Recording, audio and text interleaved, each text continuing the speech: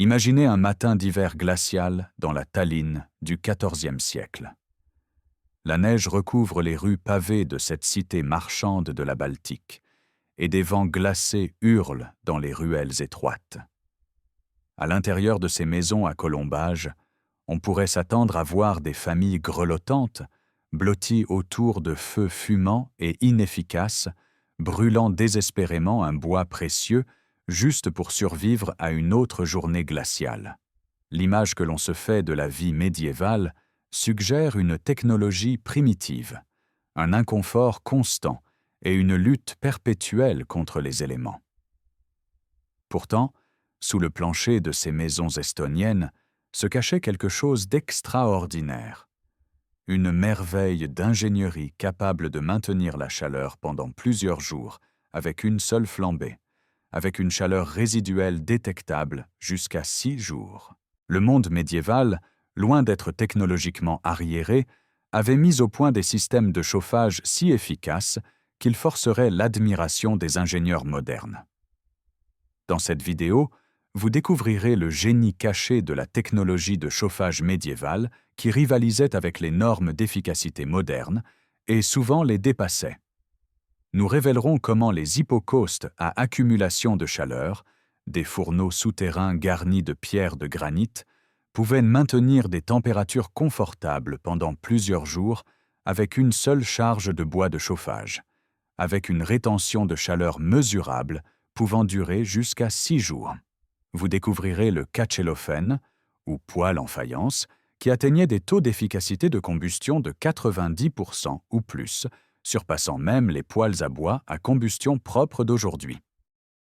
Cette exploration révélera pourquoi ces innovations remarquables se sont répandues dans toute l'Europe du Nord, comment les moines et les nobles ont adapté la technologie romaine antique à des climats d'une froideur brutale, et ce qui a conduit à l'abandon final de ces solutions de chauffage durable. Nous examinerons la crise du combustible qui a stimulé l'innovation médiévale, les transformations sociales permises par les nouvelles méthodes de chauffage et les principes architecturaux qui ont transformé d'imposants bâtiments en pierre en batteries thermiques. Plus intriguant encore, nous aborderons une question qui remet en cause tout ce que nous supposons sur le progrès technologique. Pourquoi des systèmes de chauffage aussi efficaces et durables ont-ils disparu? L'histoire du chauffage médiéval ne se résume pas à se tenir au chaud. C'est l'histoire de l'ingéniosité humaine répondant à une crise environnementale, des réalisations techniques oubliées d'un âge prétendument sombre et d'une efficacité née de la nécessité plutôt que de l'abondance. Nous découvrirons bientôt que les peuples médiévaux comprenaient des principes de masse thermique, de chauffage par convection et d'efficacité de combustion que la science moderne a mis des siècles à redécouvrir. La technologie était si efficace que la qualifier de trop efficace peine à saisir l'ironie. Ces systèmes fonctionnaient mieux que ceux qui leur ont succédé. Les réponses se trouvent dans un voyage fascinant à travers l'innovation, l'adaptation et les choix étranges que font les sociétés lorsque le combustible devient bon marché. Avant de pouvoir apprécier le génie des innovations médiévales en matière de chauffage, nous devons d'abord comprendre le défi brutal qu'elles visaient à surmonter. L'Europe médiévale n'était pas un endroit chaud. La période allant d'environ l'an 1000 à 1500 a connu des fluctuations de température, notamment l'optimum climatique médiéval, suivi du début du petit âge glaciaire. Les hivers d'Europe du Nord restaient rudes, impitoyables et potentiellement mortels. Les murs de pierre des châteaux, les maisons à colombages, les chaumières au sol en terre battue, tous n'offraient qu'une isolation minimale contre les vents qui balayaient le continent de la Scandinavie aux Alpes. Survivre à l'hiver était une nécessité existentielle qui façonnait chaque aspect de la vie médiévale. Considérez la croissance démographique stupéfiante qui a intensifié ce défi.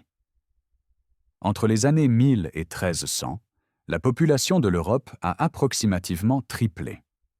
Cette explosion démographique a créé des demandes énergétiques sans précédent, précisément au moment où les ressources se raréfiaient. Des expériences archéologiques dans des répliques de maisons médiévales fournissent des données révélatrices. À la reconstitution de Moesgaard, les chercheurs ont mesuré des températures intérieures de 17,5 degrés Celsius. Au port de Bork, l'intérieur n'atteignait que 15 degrés Celsius, avec des feux allumés et des températures extérieures inférieures d'environ 10 degrés. Imaginez vivre perpétuellement dans des conditions à peine supérieures à ce que nous considérerions comme acceptable pour un garage non chauffé, nécessitant un combustible constant, une attention constante et un travail constant pour être maintenu. Pour la majorité des gens du Moyen Âge, les paysans qui constituaient peut-être 90% de la population, le chauffage se résumait à un foyer au milieu de la pièce. La fumée montait vers un trou percé dans le toit de chaume, bien que « montait » soit peut-être un terme trop généreux. Elle tourbillonnait, s'attardait, étouffait, piquait les yeux et la gorge avant de finir par s'échapper.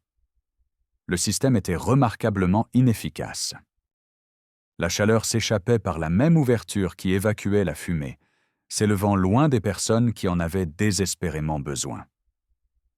Le foyer central signifiait que si vous pouviez rôtir du côté faisant face aux flammes, votre dos restait glacialement froid. Les familles devaient littéralement tourner comme de la viande sur une broche pour obtenir une chaleur uniforme. Les familles nobles n'étaient guère mieux loties dans leurs grandes salles en pierre. Ces structures utilisaient des systèmes de foyer central avec la fumée s'échappant par des lanternons, de petites structures sur les toits qui pouvaient tourner avec le vent et être ouvertes ou fermées à l'aide de cordes. Ces vastes espaces communs étaient des lieux froids et enfumés. Les lanternons au sommet évacuaient la fumée, mais laissaient aussi la chaleur s'échapper à profusion. Imaginez la grande salle d'un noble, mesurant peut-être 20 mètres de long sur 10 de large, avec un plafond s'élevant jusqu'à des poutres à 8 ou 10 mètres de hauteur. Au centre, un feu brûlait sur un âtre en argile. Des dizaines de personnes pouvaient s'y rassembler, membres de la famille, gens de la suite, serviteurs, invités. La chaleur montait inutilement vers le haut tandis que des courants d'air rampaient sur le sol. Le gaspillage de combustible était démesuré, et pourtant cela restait la méthode de chauffage standard dans les plus beaux bâtiments du haut Moyen Âge. Derrière cet inconfort se cachait une crise croissante qui allait bientôt forcer l'innovation. Les XIe et XIIe siècles ont été témoins d'une déforestation dévastatrice à travers l'Europe. Alors que la population triplait, les forêts tombaient sous les haches à un rythme alarmant. Les terres boisées étaient défrichées pour l'agriculture, mais le bois était aussi le combustible universel pour tout ce dont la société médiévale avait besoin. Prenez la mesure de l'échelle. La fonte d'une seule livre de fer nécessitait 8 pieds cubes de bois. La production de fer n'était guère la seule demande.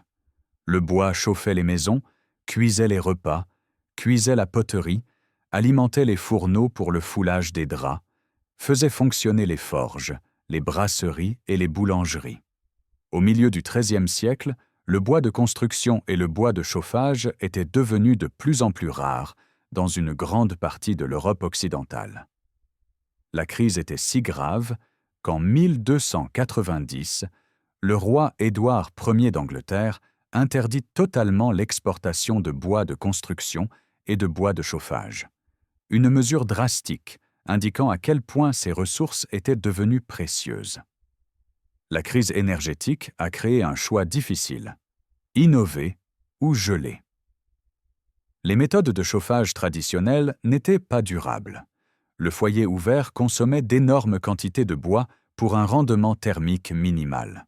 Les familles se blottissaient les unes contre les autres pour se réchauffer, faisant souvent entrer le bétail dans les espaces de vie, en partie pour empêcher les animaux de geler, en partie pour bénéficier de leur chaleur corporelle.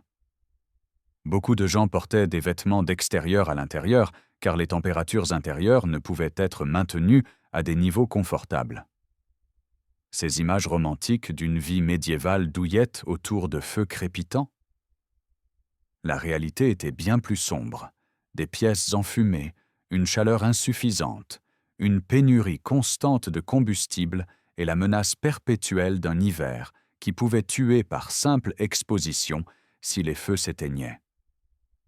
Cette nécessité désespérée a déclenché l'une des périodes d'innovation en matière de chauffage les plus remarquables de l'histoire de l'humanité. Lorsque les ressources se raréfient et que les hivers restent mortels, l'ingéniosité humaine trouve un moyen. Ce qui a émergé au cours des siècles suivants allait inclure certains des systèmes de chauffage les plus efficaces jamais conçus, des technologies que les ingénieurs modernes ont eu du mal à égaler. L'esprit médiéval, confronté à un défi existentiel, était sur le point de se révéler bien plus ingénieux qu'on ne le croit généralement. Vous verrez ensuite comment la technologie romaine antique a été adaptée, améliorée et perfectionnée pour créer des systèmes de chauffage qui font honte à nos méthodes modernes. Pour comprendre comment les ingénieurs médiévaux ont réalisé leur percée en matière de chauffage, nous devons d'abord nous tourner vers le monde antique. Les Romains avaient développé un système de chauffage central sophistiqué appelé l'hypocauste. Le terme vient du latin, signifiant « feu en dessous », ce qui décrit précisément le principe. Dans les termes romains, les bâtiments publics et les riches villas, des feux brûlaient dans des chambres souterraines. L'air chaud et la fumée de ces fourneaux circulaient dans des passages sous les planchers, chauffant les carreaux de pierre ou de céramique par le dessous. La chaleur rayonnait vers le haut, créant un environnement confortable sans remplir les pièces de fumée. Des systèmes élaborés de pilettes, de petites piles de tuiles ou de pierres, créaient des passages par lesquels l'air chaud pouvait circuler. La fumée était finalement évacuée par des conduits intégrés dans les murs, sortant par des cheminées. Les preuves archéologiques provenant de sites à travers l'Ancien Empire montrent à quel point cette technologie était largement déployée. Les riches romains jouissaient de sols chauds dans les salles à manger d'hiver. Les baigneurs des établissements publics passaient entre des salles de différentes températures, du frigidarium au tépidarium, puis au caldarium, de la salle froide à la salle tiède, puis à la salle chaude, toutes chauffées par des systèmes d'hypocauste soigneusement contrôlés. L'ingénierie exigeait une compétence considérable: calculer l'espacement correct des pilettes, concevoir des conduits qui tireraient correctement, positionner les fourneaux là où les esclaves pouvaient s'en occuper sans perturber les activités au-dessus. Pourtant, malgré sa sophistication, le système d'hypocauste romain souffrait d'un défaut critique qui allait le condamner en Europe du Nord. Il était monumentalement inefficace en termes de consommation de combustible. L'hypocauste nécessitait une alimentation constante en feu pour maintenir la température. Contrairement aux innovations ultérieures, il n'avait aucune capacité de stockage de chaleur. C'était purement un système de chauffage par rayonnement, dépendant d'une combustion continue. Les estimations suggèrent que le maintien d'un modeste système d'hypocauste romain pendant 1 an nécessitait environ 114 tonnes de bois. Dans le climat plus chaud de la Méditerranée, où les hivers doux faisaient du chauffage un luxe saisonnier plutôt qu'une nécessité vitale, cette consommation était gérable. En Bretagne, en Gaule ou en Germanie, où les hivers duraient plus longtemps et étaient plus rigoureux, les besoins en combustible devinrent insoutenables. Lorsque l'Empire romain d'Occident s'est effondré et que les réseaux commerciaux se sont écroulés, la capacité organisationnelle à fournir de telles quantités de combustible a disparu. En Grande-Bretagne, d'environ l'an 400, date de la fin de l'administration romaine, jusqu'à environ 1900, lorsque le chauffage central moderne a été réinventé, il n'y avait pratiquement pas de chauffage central. Pendant 15 siècles, les Britanniques ont grelotté. Mais si la technologie de l'hypocauste a disparu d'Europe occidentale, elle a survécu et évolué à Byzance et dans le monde arabe. Lorsque les forces arabes ont conquis les anciens territoires romains en Afrique du Nord et en Ibérie, elles ont découvert la technologie de l'hypocauste dans les thermes. La culture arabe prisait déjà les bains. Le hammam avait une importance à la fois hygiénique et sociale. Le système d'hypocauste romain s'est avéré parfaitement adapté pour chauffer ces installations traditionnelles. Les ingénieurs arabes ont adopté la technologie, l'ont modifiée et l'ont répandue sur leur territoire. Nulle part cette adaptation n'est plus magnifiquement préservée qu'au palais de l'Alhambra, dans la Grenade du XIIIe siècle, en Espagne. Ce complexe éblouissant, construit par la dynastie nasride, représentait le summum de l'architecture hispano-islamique. Chacun des palais de l'Alhambra avait son propre hammam, et les bains de Comares sont les seuls bains médiévaux islamiques pratiquement entièrement conservés dans le monde occidental. Ces bains utilisaient le principe de l'hypocauste avec une sophistication raffinée. Plusieurs salles offraient différentes températures, le Bayt al-Barid, ou salle froide, le Bayt al-Wastani, ou salle tiède, et le Bayt al-Sajjoun, ou salle chaude. Sous les sols se trouvaient des chambres d'hypocauste. À côté se trouvait l'al-fourn, le fourneau, ainsi qu'une chaudière pour le chauffage de l'eau et un bûcher pour le combustible. L'ingéniosité allait au-delà du contrôle de la température. L'air chaud et la fumée générée par le fourneau étaient canalisés à travers des tuyaux et des conduits soigneusement conçus sous les planchers, passant par les salles chaudes et tièdes avant d'être évacués par des conduits muraux montant jusqu'aux cheminées. Les ingénieurs nasrides ont ajouté une caractéristique cruciale pour un contrôle climatique précis. Des lucarnes en forme d'étoile avec des fenêtres ouvrantes. Les serviteurs des bains pouvaient ouvrir ou fermer ces fenêtres depuis l'extérieur, régulant ainsi l'atmosphère de vapeur dans les salles en dessous. Cela permettait un contrôle affiné de la chaleur et de l'humidité, créant l'environnement de bain parfait. Des systèmes similaires sont apparus dans d'autres localités espagnoles, comme les bains du XIe siècle à Orihuela. Pour les Européens du Moyen Âge, en particulier les moines et les érudits qui découvraient des ruines romaines ou voyageaient en terre d'islam, ces anciens systèmes de chauffage représentaient des possibilités alléchantes.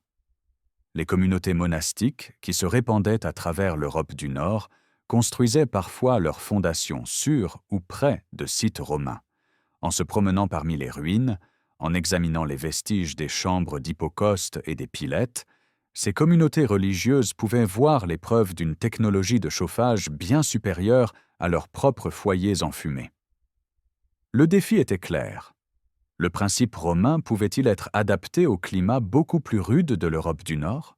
Pouvait-il être rendu plus efficace en consommant moins de ce bois de chauffage de plus en plus rare? Les graines de l'innovation avaient été semées. Ce qui allait suivre transformerait le chauffage médiéval et créerait des systèmes d'une efficacité stupéfiante. Quelque part au XIVe siècle, bien que possiblement plus tôt, un ingénieur médiéval fit une découverte qui allait révolutionner la technologie du chauffage. L'innovation semblait simple, presque évidente rétrospectivement, mais son impact fut profond. Quelqu'un réalisa qu'en empilant des pierres de granit, chacune d'environ 40 à 50 cm de diamètre, au-dessus de la voûte en berceau d'un fourneau d'hypocauste, on pouvait accumuler et stocker la chaleur d'une manière que les Romains n'avaient jamais atteinte. Cette modification a transformé le système de chauffage par rayonnement romain en quelque chose de entièrement nouveau. Un hypocauste à accumulation de chaleur qui pouvait chauffer une pièce pendant des jours avec une seule flambée. Plutôt que de chauffer de l'air qui montait immédiatement dans la pièce et se dissipait, la chaleur intense de la combustion était d'abord absorbée par la masse thermique, des centaines de kilogrammes de pierre qui libéreraient lentement et progressivement cette chaleur bien après que le feu se soit éteint. La conception technique révèle une compréhension sophistiquée de la thermodynamique, même si les constructeurs médiévaux ne disposaient pas de notre terminologie moderne. Le système commençait par un fourneau souterrain, généralement construit avec une voûte en berceau en briques. Au-dessus de cette voûte, les constructeurs empilaient les pierres de granit, des batteries thermiques attendant d'être chargées de chaleur. Au-dessus du tas de pierres se trouvait une plaque chauffante, perforée, une surface percée d'évents qui pouvaient être ouverts ou fermés à l'aide de couvercles en métal, en pierre ou en argile cuite. L'opération exigeait une attention particulière au timing et au flux d'air. Pendant la chauffe, les évents restaient scellés pour empêcher la fumée d'entrer dans les pièces du dessus. Le bois brûlait dans le fourneau en dessous et la chaleur de la combustion était absorbée par les pierres de granit. Une fois la combustion terminée, l'opérateur fermait un clapet dans le conduit de fumée pour piéger la chaleur, puis ouvrait les évents de la plaque chauffante. L'air chaud montait du tas de pierres chauffées dans la pièce du dessus par chauffage par convection. Dans les maisons privées, où les hypocaustes chauffaient généralement les chambres ou les salles de séjour, les fourneaux étaient relativement modestes, 1 à 2 mètres de longueur, un peu plus d'1 mètre de largeur et 50 à 60 cm de hauteur. Les voûtes en berceau étaient construites à l'aide de 3 à 4 arcs en briques espacés à des intervalles de 20 cm. Les trous d'aération eux-mêmes étaient généralement ronds de 10 à 12 cm de diamètre. Les constructeurs médiévaux ont même intégré un contrôle de l'humidité. Des plats en céramique étaient placés sur les pierres chaudes directement sous les évents, et de l'eau pouvait être versée dans ces plats pour créer de la vapeur, ajoutant de l'humidité à l'air pendant les mois d'hiver secs. Dans les habitations, l'hypocauste était souvent relié à la pièce chauffée du dessus par un escalier. Quelle était l'efficacité de ces systèmes? Nous disposons de preuves extraordinaires provenant d'une expérience menée en 1822 au château de Malbork en Pologne. Cette immense forteresse, construite par les chevaliers teutoniques à partir du XIIIe siècle et achevée en 1406, est le plus grand château en briques du monde.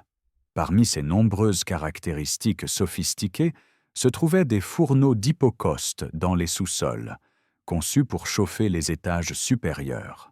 Lorsque des chercheurs du début du XIXe siècle ont décidé de tester si ces systèmes de chauffage médiévaux fonctionnaient vraiment comme décrit, ils ont choisi la salle de banquet du château, un espace énorme de 850 mètres carrés.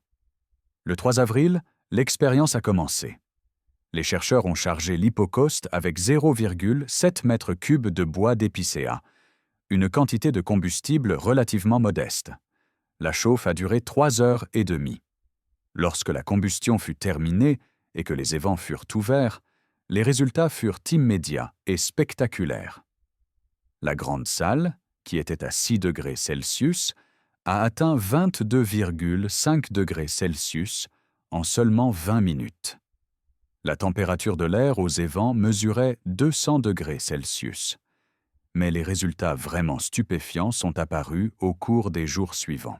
Le 4 avril, le lendemain de l'unique flambée, la pièce maintenait encore 14 degrés Celsius sans qu'aucun combustible supplémentaire ne soit brûlé. Le 5 avril, 2 jours après la flambée, la température de l'air aux évents mesurait encore 44 degrés Celsius. Le 6 avril, 3 jours plus tard, le système était encore capable d'augmenter la température de la pièce de 10 à 12 degrés. Et le 9 avril, 6 jours complets après l'unique flambée, l'air sortant des évents mesurait encore 46 degrés Celsius. Laissez-vous imprégner de ceci. Une seule flambée, d'une durée de 3 heures et demie, a fourni un chauffage efficace pendant 3 jours et une chaleur mesurable pendant 6 jours complets, à une salle de 850 mètres carrés. Comparez cela à un poêle à bois moderne qui pourrait chauffer une pièce bien isolée pendant peut-être 8 à 12 heures avec une seule charge de bois. L'hypocauste à accumulation de chaleur atteignait une efficacité qui semble presque magique, et pourtant il fonctionnait sur une physique simple, une masse thermique massive, les excellentes propriétés d'isolation de la pierre et une utilisation intelligente de la circulation d'air par convection. Pas étonnant que cette technologie se soit répandue dans toute l'Europe du Nord au XIVe et XVe siècle. La distribution géographique révèle à quel point cette innovation a été largement adoptée. La région principale était la Baltique, le nord de l'Allemagne, le Danemark, la Suède, la Finlande, l'Estonie, la Lettonie, la Lituanie et la Pologne. Une adoption secondaire a eu lieu dans l'ouest et le sud de l'Allemagne, en Suisse, en Autriche, en République tchèque, en Hongrie et dans certaines parties de la Russie. À Tallinn, la capitale de l'Estonie, les chercheurs ont documenté au moins 54 de ces systèmes, et ce nombre ne représente que ceux qui ont survécu ou laissé des preuves archéologiques. La technologie était courante, pas exceptionnelle, une caractéristique standard dans les maisons privées, pas seulement dans les châteaux ou les bâtiments publics. Pendant de nombreuses années, les chercheurs ont sous-estimé la prévalence de ces systèmes. Une étude de Klaus Bingenheimer en 1998 a identifié un total de 500 hippocaustes médiévaux à travers l'Europe, dont 154 étaient de la variété à accumulation de chaleur. Ces chiffres semblaient impressionnants jusqu'à ce que des recherches plus approfondies révèlent à quel point ils sous-estimaient la réalité. En 2009, Andrés Tvauri a publié des résultats montrant que l'Estonie seule contenait 95 hippocaustes à accumulation de chaleur, contre une estimation de Bingenheimer de seulement 2 pour tout le pays. Les estimations actuelles suggèrent qu'à la fin du XVe siècle, entre 800 et 1000 hippocaustes à accumulation de chaleur fonctionnaient à travers l'Europe du Nord. Le modèle d'adoption raconte une histoire révélatrice sur le transfert de technologie dans la société médiévale. Initialement, ces systèmes de chauffage sophistiqués sont apparus dans les monastères et les châteaux, des institutions ayant la richesse pour investir dans des constructions coûteuses et les relations pour apprendre les innovations qui se produisaient ailleurs. De ces installations d'élite, la technologie s'est étendue aux bâtiments publics, hospices, mairies, maisons de guildes et hôpitaux. Enfin, et c'est peut-être le plus remarquable, la technologie a atteint les maisons privées des bourgeois prospères, la classe marchande et les artisans qualifiés qui formaient l'épine dorsale des économies urbaines médiévales. Cette démocratisation de la technologie de chauffage avancée représente un développement significatif dans la culture matérielle médiévale. Alors que l'hippocauste à accumulation de chaleur représentait un sommet de l'innovation médiévale en matière de chauffage, une autre technologie émergeait qui allait finalement le surpasser en efficacité et en commodité. Au milieu du XIIIe siècle, quelque part dans les régions germanophones d'Europe centrale, des artisans ont inventé le Kachelöfen, le poêle en faïence. Contrairement aux cheminées et foyers ouverts qui avaient dominé pendant des siècles, le Kachelöfen était une structure fermée, une rupture radicale qui a changé la nature fondamentale du chauffage domestique. Au XVe siècle, le concept s'était répandu rapidement. Chauffer les salles de séjour avec la chaleur rayonnant à travers des carreaux de céramique vernissés est devenue la méthode préférée dans de vastes étendues du continent. Le génie technique du Kachelöfen résidait dans sa conception, qui extrayait chaque unité de chaleur possible du bois en combustion. À la base, le poêle en faïence était une structure de maçonnerie fermée, entourée de carreaux de céramique. À l'intérieur, les artisans construisaient des passages labyrinthiques en briques réfractaires. Le génie de ce labyrinthe devient clair lorsque l'on comprend ce qui se passe pendant la combustion. Lorsque le bois brûle, il produit non seulement de la chaleur, mais aussi des gaz et de la fumée, et ceux-ci contiennent une énergie thermique importante. Dans une cheminée ouverte, ces gaz et cette fumée se précipitent dans le conduit, emportant leur chaleur et la gaspillant. Dans le Kachelöfen, le labyrinthe de passages en briques réfractaires forçait les gaz et la fumée à se déplacer lentement à travers la structure. Ce passage lent permettait à la brique réfractaire d'absorber le maximum de chaleur possible des gaz d'échappement avant qu'ils ne sortent finalement par le conduit. La disposition plaçait généralement le foyer d'un côté d'une cloison, tandis que l'autre côté était constitué de la masse de faïence creuse qui rayonnait la chaleur dans l'espace de vie, la stube, ou salle de séjour chauffée caractéristique de l'architecture domestique d'Europe centrale. La masse thermique du poêle lui-même entre 1500 et 8000 livres de pierre et de briques, agissait comme une batterie massive. Pendant la combustion brève et chaude du feu, cette énorme masse absorbait une chaleur intense. Puis, au cours des 12 à 24 heures suivantes, elle libérait lentement cette chaleur dans la pièce. Le résultat était une chaleur constante et confortable à partir d'une seule flambée, gardant souvent une maison bien isolée au chaud pendant 12 à 24 heures après que le feu se soit complètement éteint. Les mesures d'efficacité du catchellophène sont véritablement surprenantes lorsqu'on les compare à d'autres technologies de chauffage, y compris les modernes. Les poêles en faïence atteignaient une efficacité de combustion de 85 à 95%, certaines sources documentant des taux supérieurs à 90%. Pour apprécier ce que cela signifie, considérez les points de comparaison. Un poêle à bois moderne à combustion propre atteint généralement une efficacité d'environ 80%, tandis que les poêles plus anciens ne pouvaient atteindre que 60%. Le catchellophène médiéval était plus efficace que la plupart des poêles que vous pouvez acheter aujourd'hui. Comment les artisans médiévaux y sont-ils parvenus? La réponse réside dans la température et la complétude de la combustion.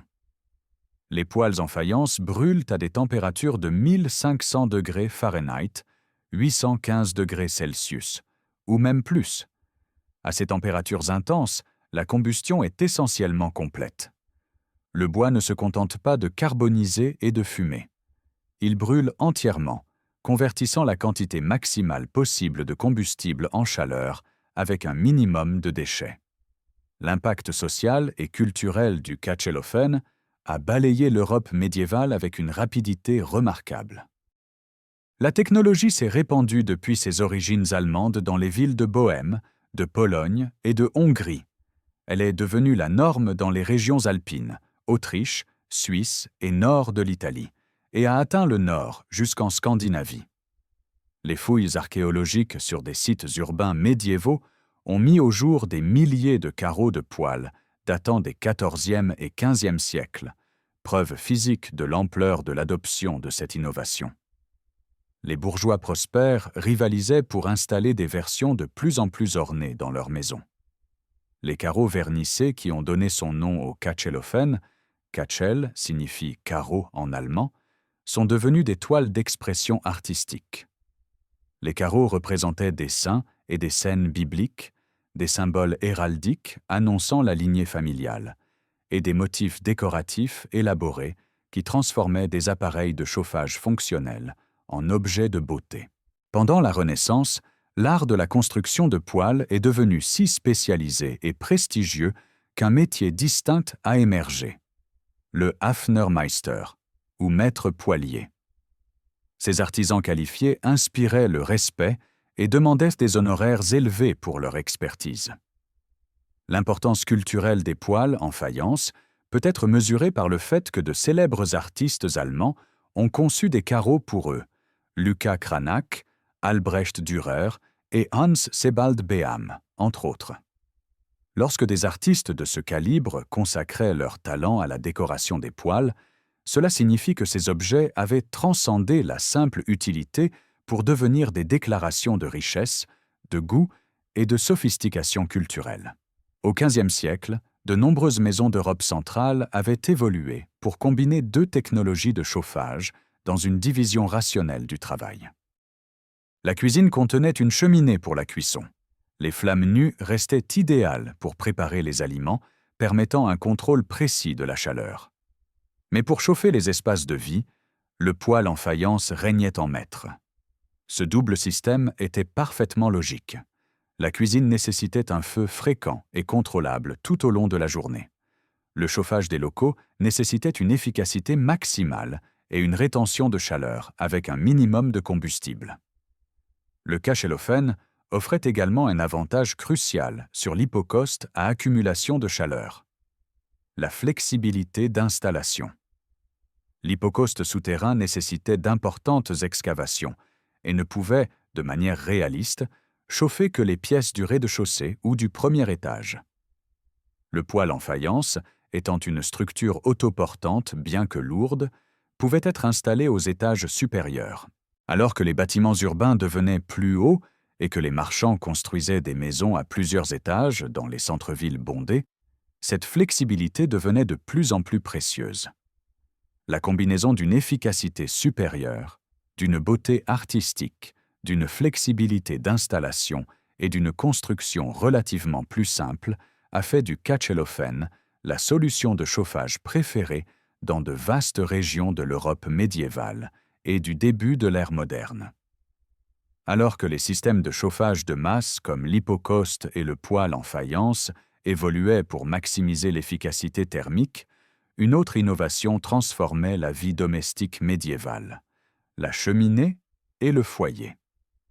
Ce développement, bien que moins efficace d'un point de vue purement d'extraction de chaleur, se révélerait tout aussi révolutionnaire pour des raisons sociales. Quelque part au XIe siècle, quelque part dans l'Occident médiéval, quelqu'un a inventé la cheminée. Au milieu du XIIe siècle, les nobles anglais et français avaient commencé à construire des châteaux et des maisons en pierre avec des foyers intégrés dans les murs. En 1137, Aliénor d'Aquitaine fit installer des cheminées dans les châteaux de son mari, un détail consigné car il était encore suffisamment nouveau pour mériter d'être mentionné. La plus ancienne cheminée anglaise conservée date de 1185, au donjon de Conisbrough dans le Yorkshire. L'évolution technique de la cheminée représente une solution à un problème architectural spécifique. Au début du Moyen Âge, la plupart des structures étaient à un seul étage, ou si elles avaient un niveau supérieur, c'était un dortoir ouvert sous les chevrons. Dans de tels bâtiments, un foyer central, au milieu du sol, fonctionnait de manière adéquate. Mais à mesure que les techniques de construction progressaient et que la construction en pierre devenait plus courante parmi la noblesse, le désir d'avoir des étages supérieurs vraiment séparés créa un problème. On ne peut pas avoir un feu au milieu d'un plancher qui a une pièce au-dessus. La solution fut de déplacer le feu vers un mur. Initialement, cela ne signifiait guère plus qu'une niche dans le mur avec un trou vers l'extérieur pour l'évacuation de la fumée. Ces arrangements primitifs souffraient de terribles courants d'air descendants. L'innovation suivante fut le conduit, un passage soigneusement construit, conçu pour contrôler le tirage et minimiser les courants d'air descendants. À la fin du XIIe siècle, les constructeurs avaient développé la hotte en saillie, une structure en forme d'entonnoir en pierre ou en plâtre qui recueillait la fumée du feu en dessous et la dirigeait dans le conduit au-dessus. Les détails de construction révèlent des compétences de maçonnerie sophistiquées. Les premières cheminées étaient généralement cintrées et profondément encastrées dans des murs épaissis, le mur étant renforcé par un contrefort externe. La fumée s'échappait par des passages construits à l'intérieur de cette section contrefortée. Des conceptions ultérieures ont éliminé le besoin de contreforts externes, en construisant la cheminée entièrement à l'intérieur de la structure du mur, avec le conduit montant verticalement à travers la maçonnerie pour sortir au niveau du toit. La transformation sociale, permise par la technologie de la cheminée et du foyer, s'est étendue bien au-delà de l'amélioration de la ventilation de la fumée. Les nouvelles sources de chauffage ont permis une intimité sans précédent dans les arrangements domestiques. Auparavant, la vie médiévale était fondamentalement communautaire. La grande salle servait de centre de la vie du château ou du manoir, où le seigneur, sa famille, ses gens de la suite, ses serviteurs et ses invités se rassemblaient tous. Tout le monde mangeait ensemble, menait ses affaires ensemble et dormait souvent ensemble dans le même grand espace. Mais avec la capacité de chauffer des chambres individuelles, un mode de vie différent est devenu possible. Des chambres privées pour le seigneur et la dame, des chambres séparées pour les invités importants, des salons où l'on pouvait échapper à la pression constante de la vie communautaire. Tout cela dépendait de la capacité à chauffer individuellement de plus petits espaces. Pourtant, nous devons reconnaître les limites de la technologie de la cheminée du point de vue de l'efficacité thermique. Même la cheminée médiévale, la mieux conçue, était fondamentalement un feu ouvert, dont la majeure partie de la chaleur s'échappait par le conduit. Comparé à l'efficacité de plus de 90% d'un poêle en faïence, ou à la rétention de chaleur sur plusieurs jours d'un hypocauste à accumulation, la cheminée standard était remarquablement gaspilleuse. Ses avantages résidaient ailleurs, dans la flexibilité d'installation, dans le prestige culturel des flammes dansantes visibles, et surtout dans la transformation sociale qu'elle a permise. Au XIIIe siècle, les cheminées étaient largement utilisées par la noblesse. Au XIVe siècle, elles étaient devenues courantes, bien que certainement pas universelles. Les monastères médiévaux occupaient une position unique dans le paysage du chauffage, équilibrant les exigences de survie physique avec les impératifs de la discipline spirituelle. La règle monastique prescrivait généralement l'austérité et l'inconfort comme pratique spirituelle. Pourtant, même l'abbé le plus zélé reconnaissait que des moines gelés jusqu'à l'immobilité ne pouvaient pas accomplir leur devoir. Dans la plupart des monastères bénédictins et cisterciens, seules 3 pièces étaient autorisées à avoir un feu: la cuisine, l'infirmerie et le chauffoir. Cette dernière pièce tire son nom du latin calefactorius, signifiant « maison chauffante », le lieu désigné où les moines pouvaient se réchauffer. Le feu était allumé le jour de la Toussaint, le 1er novembre, et autorisé à brûler jusqu'au Vendredi saint. Les dortoirs, où les moines dormaient, n'avaient aucun chauffage. Imaginez dormir nuit après nuit dans un bâtiment en pierre avec une isolation minimale, au cœur d'un hiver d'Europe du Nord. C'était une épreuve intentionnelle, acceptée comme faisant partie de la vocation monastique. Certains monastères, en particulier ceux dotés de fonds importants, installaient un chauffage plus sophistiqué dans certains espaces. Des hypocaustes à accumulation de chaleur apparaissent dans certains bâtiments monastiques, notamment pour chauffer de grandes salles ou des pièces où se déroulaient des activités communes. Ces systèmes comportaient des fourneaux beaucoup plus grands que les versions domestiques utilisées dans les maisons privées. Les fourneaux pouvaient être entretenus par des frères laids ou des serviteurs, évitant aux moines cloîtrés le sale travail de la gestion du feu. Au-delà des solutions architecturales, les gens du Moyen Âge ont développé un éventail remarquable de stratégies de chauffage personnel. La chambre à coucher posait un défi particulier. C'est là qu'intervient la bassinoire, un appareil si pratique qu'il a persisté jusqu'au XXe siècle. La bassinoire était essentiellement un récipient en métal avec un long manche, ayant la forme d'une grande poêle à frire couverte. Peu avant le coucher, les serviteurs ou les membres de la famille remplissaient la bassinoire de braise du feu, puis la déplaçaient systématiquement entre les draps du lit, réchauffant le tissu et chassant l'humidité.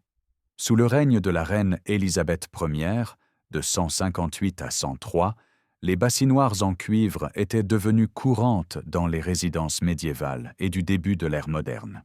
Le risque d'incendie restait très réel, et plus insidieux était le risque de fumée. Vers 1790, les médecins avertissaient les patients d'éviter complètement les chauffe-lits ou de remplacer les braises traditionnelles par du sable chaud. Pour se chauffer pendant les heures d'éveil, les gens du Moyen Âge comptaient sur des braseros portables et des réchauds. Les braseros étaient des récipients conçus pour brûler du charbon de bois ou d'autres combustibles solides, généralement une boîte ou un bol en métal muni de pieds. Ils fonctionnaient comme des sources de chaleur mobiles. Les réchauds, dérivant du mot français « chauffer », étaient des grilles sur trépied chauffées au charbon de bois. Les preuves archéologiques de ces dispositifs apparaissent fréquemment dans les fouilles urbaines médiévales. Des fragments de réchauds en céramique sont des découvertes courantes sur des sites comme York en Angleterre. La technologie de chauffage personnel la plus importante était peut-être celle que les gens du Moyen Âge portaient tous les jours, leurs vêtements. L'approche médiévale du froid était fondamentalement un système de couches de vêtements. L'arrangement typique consistait en un sous-vêtement en lin, un ou plusieurs vêtements extérieurs en laine, et une cape ou un manteau comme couche la plus externe. C'est dans les couches intermédiaires que la véritable magie thermique opérait. Une cotte de laine lâchement tissée était coupée assez ample. Cette ampleur était cruciale, car elle emprisonnait l'air réchauffé par la chaleur corporelle. La structure des fibres de la laine contient d'innombrables petites poches d'air qui fournissent une isolation. C'est pourquoi la laine conserve ses propriétés isolantes, même lorsqu'elle est humide, une caractéristique qui en a fait le principal tissu d'hiver dans toute l'Europe du Haut Moyen Âge. La fourrure offrait une option supplémentaire dans les régions plus froides ou pour ceux qui pouvaient se le permettre. Les vêtements d'extérieur doublés de fourrure offraient une chaleur supplémentaire considérable. Plus vous étiez riche, plus vos fourrures pouvaient être exotiques et chères. La manière la plus efficace d'utiliser la fourrure était de la tourner vers l'intérieur, avec les peaux contre la couche de laine, plutôt que vers l'extérieur. Cette configuration maximisait la rétention de chaleur.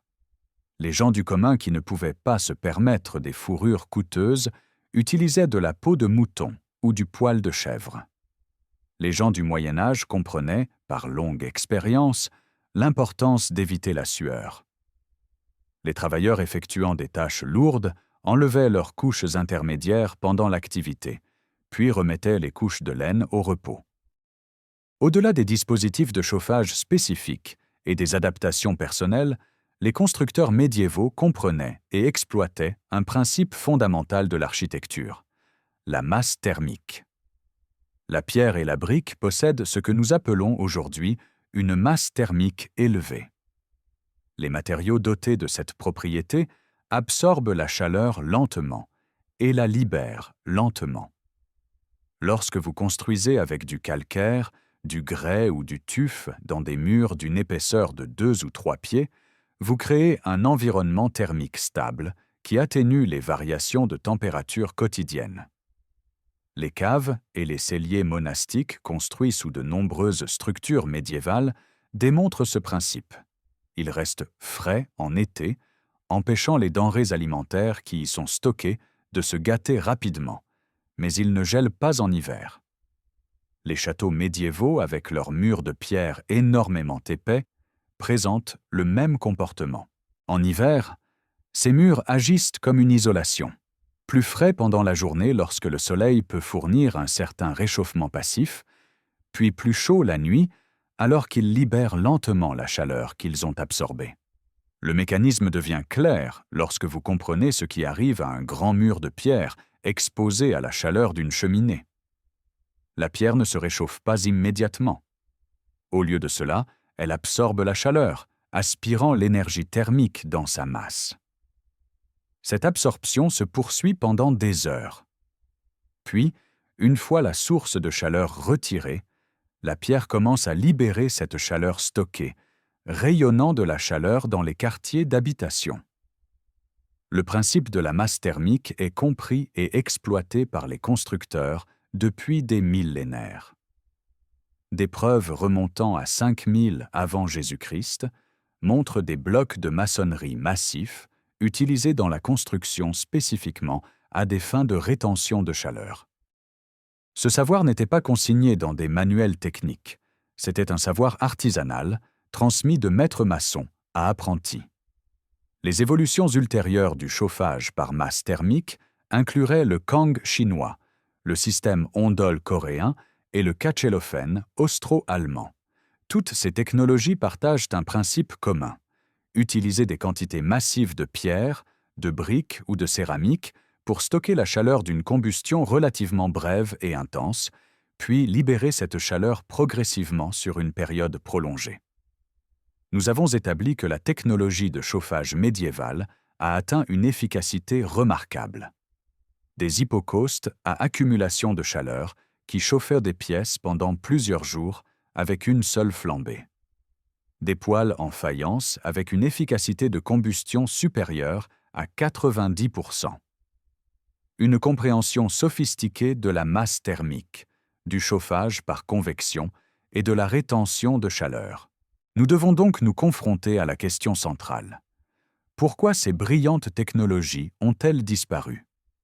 Qu'est-ce qui a conduit les Européens du Moyen Âge et du début de l'ère moderne à abandonner des systèmes qui fonctionnaient à merveille, au profit d'alternatives moins efficaces? La réponse commence, paradoxalement, par une solution au problème même qui avait stimulé l'innovation en matière de chauffage. Au XIIIe siècle, le charbon est entré dans l'économie européenne en quantités importantes. Londres, avec une population d'environ 100 000 personnes à cette époque, devenait impossible à approvisionner en charbon de bois et en bois de chauffage. La ville était trop grande, et les forêts environnantes avaient déjà été fortement exploitées. Mais l'Angleterre possédait d'importants gisements de charbon, en particulier dans le nord, autour de Newcastle. Le commerce du charbon de mer a commencé à la fin du XIIIe siècle, le charbon étant expédié par la côte est de Newcastle à Londres. Cela a ouvert une nouvelle source d'énergie qui, bien que sale et désagréable, était abondante et relativement bon marché par rapport au bois de plus en plus rare. Le charbon était, comme le décrivaient les chroniqueurs de l'époque, une saleté chargée de bitume et de soufre. La combustion du charbon produisait une fumée âcre qui piquait les yeux et la gorge, noircissait les bâtiments et créait des problèmes environnementaux presque immédiatement. Au milieu du XIIIe siècle, la dégradation de la qualité de l'air dans les villes anglaises était devenue perceptible. C'était la première rencontre de l'Europe avec la pollution de l'air telle que nous la comprenons aujourd'hui. Mais malgré les inconvénients évidents du charbon, il a évité la crise énergétique. Les réserves de bois s'épuisaient, le charbon est intervenu pour combler le vide. La disponibilité d'un combustible moins cher et plus abondant a supprimé la pression principale qui avait stimulé l'efficacité du chauffage. Lorsque le bois était rare et cher, chaque unité de chaleur extraite d'une bûche comptait. La différence entre un poêle en faïence efficace à 95% et une cheminée ouverte efficace à 60% était la différence entre le confort et le froid. Mais lorsque le charbon est devenu bon marché et abondant, l'efficacité importait moins. Pourquoi investir dans un poêle en faïence coûteux et complexe quand on pouvait chauffer sa maison de manière adéquate avec une simple grille à charbon? Le calcul économique a changé, et avec lui, la trajectoire technologique. Même avant que le charbon ne transforme complètement le paysage énergétique, le poêle en faïence avait commencé à supplanter l'hypocauste à accumulation de chaleur dans les régions baltes, où les deux technologies coexistaient. Au cours du XVe siècle, les poêles en faïence vernissée se sont rapidement répandus dans les pays baltes. Ils offraient plusieurs avantages. Plus pratiques à utiliser que les hypocaustes, qui nécessitèrent de s'occuper d'un fourneau souterrain et de gérer des évents. Plus pratiques à construire, sans les excavations importantes et les connaissances en construction spécialisées que les hypocaustes exigeaient. Plus économes en énergie, consommant moins de combustible pour une production de chaleur comparable. Et surtout, plus flexibles dans leur installation. Les poêles en faïence pouvaient être placés aux étages supérieurs, tandis que les hypocaustes étaient limités aux applications au rez-de-chaussée. Au XVIe siècle, la vieille Livonie avait essentiellement abandonné la technologie de l'hypocauste à accumulation de chaleur au profit des poêles en faïence. Mais les poêles en faïence eux-mêmes finiraient par décliner à mesure que l'industrialisation changeait les pratiques de construction et l'économie de l'énergie. Les systèmes de chauffage centralisés alimentés au charbon, puis plus tard au gaz naturel et au pétrole, sont devenus abordables pour les foyers de la classe moyenne. La commodité de tourner une vanne ou d'ajuster un thermostat a fait paraître le cycle de chaleur de 12 à 24 heures du poêle en faïence inflexible. La perte du savoir-faire artisanal a accéléré le déclin. La tradition des Hafnermeister, les maîtres poêliers spécialisés, a persisté dans certaines régions, mais s'est estompée dans d'autres. Les techniques de construction modernes, favorisait les bâtiments légers optimisés pour une construction rapide, et non la maçonnerie massive que le chauffage par masse thermique exigeait. La commodité moderne était valorisée au détriment de l'efficacité. Considérez ce qui a été perdu dans cette transition. Les poêles en faïence médiévaux atteignaient une efficacité de combustion de plus de 90%, tandis que les systèmes de chauffage du XXe siècle fonctionnaient souvent à une efficacité de 60 à 70% ou moins. Les hypocaustes à accumulation de chaleur fournissaient une chaleur sur plusieurs jours à partir d'une seule flambée, réduisant considérablement le travail et les besoins en combustible, tandis que les systèmes modernes nécessitent un apport énergétique continu. Les systèmes médiévaux brûlaient des sources de combustible renouvelables de manière durable, tandis que leurs remplaçants modernes ont créé une dépendance aux combustibles fossiles, avec toutes les conséquences environnementales que nous reconnaissons maintenant. Le déclin n'était pas inévitable, c'était un choix, ou plutôt une série de choix faits au fil des siècles. Chaque choix avait un sens individuel à l'époque. Le charbon est moins cher que le bois, donc utilisons du charbon. Le chauffage central est plus pratique que les poêles en faïence individuelle, donc installons le chauffage central. La construction légère est plus rapide et moins chère que la maçonnerie massive, donc construisons léger. Mais l'effet cumulatif de ces choix individuels rationnels a été la perte de technologie et de principes que nous pourrions maintenant souhaiter avoir conservés. En regardant en arrière d'un point de vue moderne, avec une conscience croissante des impacts environnementaux de la consommation d'énergie, ces systèmes de chauffage médiévaux apparaissent remarquablement prémonitoires. Ils ont résolu des problèmes auxquels nous sommes encore confrontés.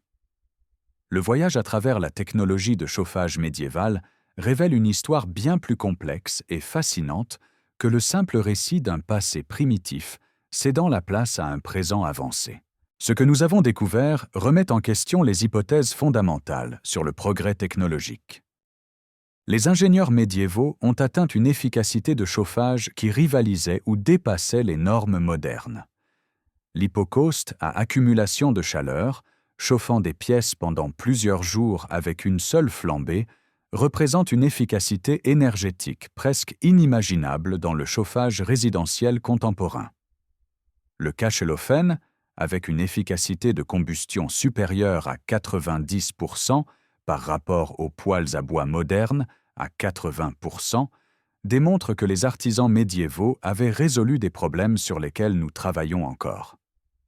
La compréhension sophistiquée de la masse thermique, du chauffage par convection et de la rétention de chaleur intégrée dans l'architecture médiévale montre un savoir empirique qui a anticipé la science du bâtiment moderne de plusieurs siècles. Ces réalisations ne sont pas nées du luxe ou de l'abondance, elles sont nées de la nécessité, le besoin désespéré de survivre à des hivers brutaux, avec des réserves de combustible de plus en plus rares. La crise énergétique du XIe au XIIIe siècle, provoquée par la croissance démographique et la déforestation, a créé les conditions d'une innovation remarquable.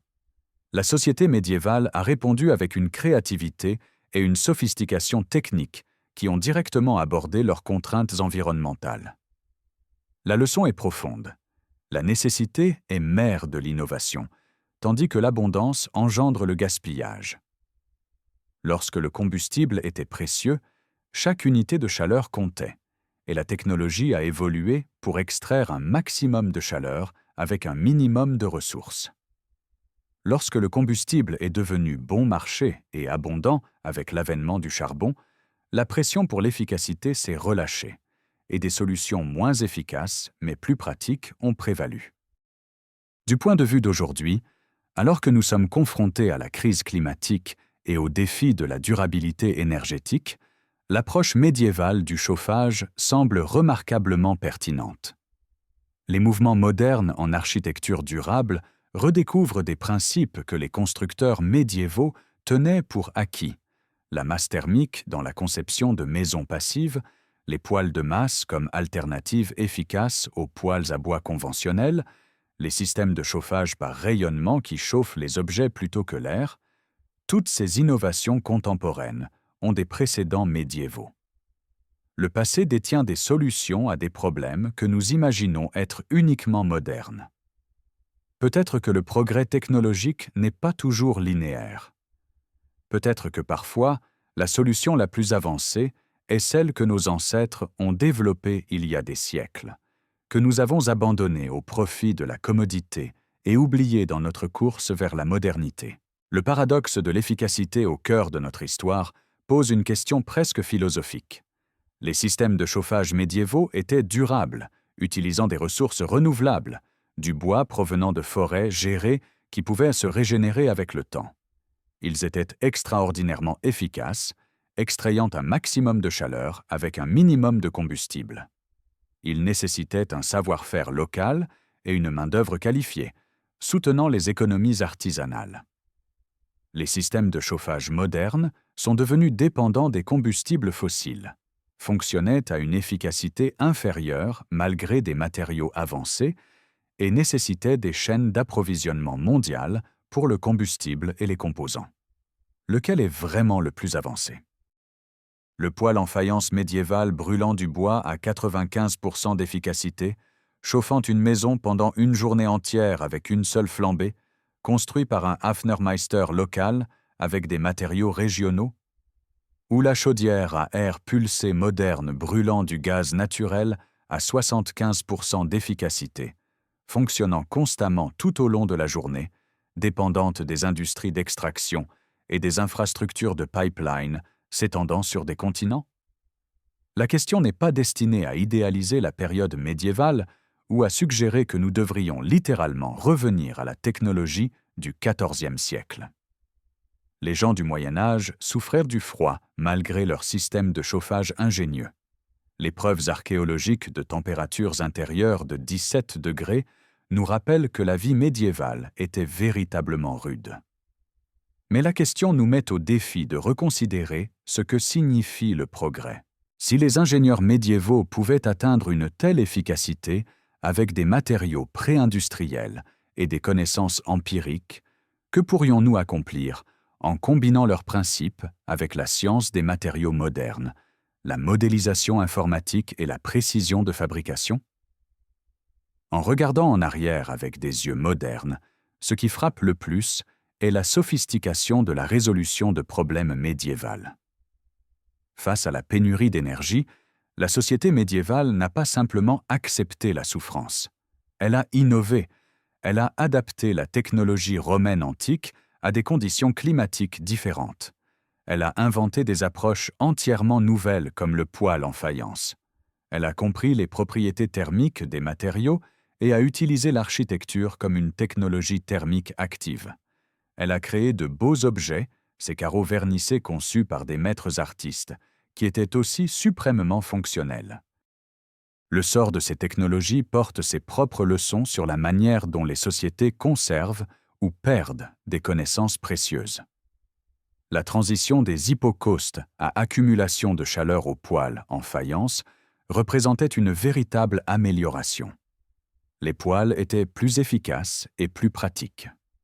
Mais la transition ultérieure des poêles en faïence aux grilles à charbon et finalement au chauffage central a sacrifié l'efficacité au profit de la commodité d'une manière que nous ne reconnaissons que maintenant comme problématique. Le savoir détenu par les artisans Hafnermeister, affiné sur des générations, a été perdu lorsque le métier est devenu obsolète. Les techniques de construction qui exploitaient la masse thermique ont été abandonnées lorsque la construction rapide est devenue un impératif économique. Pourtant, la reprise commence. À travers l'Europe et l'Amérique du Nord, un nombre restreint mais croissant de constructeurs fabriquent des poêles de masse modernes basés sur des principes médiévaux. La recherche universitaire sur les technologies de chauffage historiques révèle à quel point ces systèmes étaient sophistiqués. Les musées et les sites du patrimoine reconstruisent des exemples fonctionnels, comme les expériences du château de Malbork qui ont prouvé l'efficacité remarquable des hypocaustes à accumulation de chaleur. Chacun de ces efforts représente une reconnaissance que le passé a une sagesse pratique à offrir. Merci de m'avoir rejoint dans cette exploration de la technologie de chauffage médiévale et du génie technique oublié d'une époque prétendument primitive. J'espère que vous avez découvert quelque chose de surprenant dans cette enquête, quelque chose qui remet en question l'hypothèse facile selon laquelle plus récent signifie toujours meilleur. Le monde médiéval a beaucoup à nous apprendre si nous sommes prêts à écouter, non pas avec la nostalgie d'un passé qui était véritablement rude à bien des égards, mais avec la reconnaissance que nos ancêtres étaient des solutionneurs de problèmes sophistiqués qui ont obtenu des résultats remarquables avec des ressources limitées. Si vous avez apprécié ce voyage à travers l'histoire de l'innovation en matière de chauffage, je serais ravi que vous donniez un « j'aime » à cette vidéo et que vous la partagiez avec toute personne intéressée par l'histoire, l'architecture ou la technologie durable. Abonnez-vous à cette chaîne pour plus d'enquêtes sur les innovations oubliées et les technologies historiques qui pourraient aider à relever les défis contemporains. Et s'il vous plaît, commentez avec vos réflexions. Quelles autres technologies médiévales méritent d'être reconsidérées? La révolution du chauffage médiéval démontre que l'efficacité née de la nécessité peut surpasser l'abondance bâtie sur le gaspillage. Le passé détient les clés de l'avenir, si nous sommes assez sages pour les reconnaître. Peut-être que ces ingénieurs médiévaux, travaillant par observation empirique et savoir-faire artisanal au XIVe et XVe siècle, avaient déjà résolu des problèmes que nous commençons à peine à comprendre. Peut-être que ces systèmes étaient simplement trop bons pour être oubliés, et qu'il est temps que nous nous souvenions pourquoi.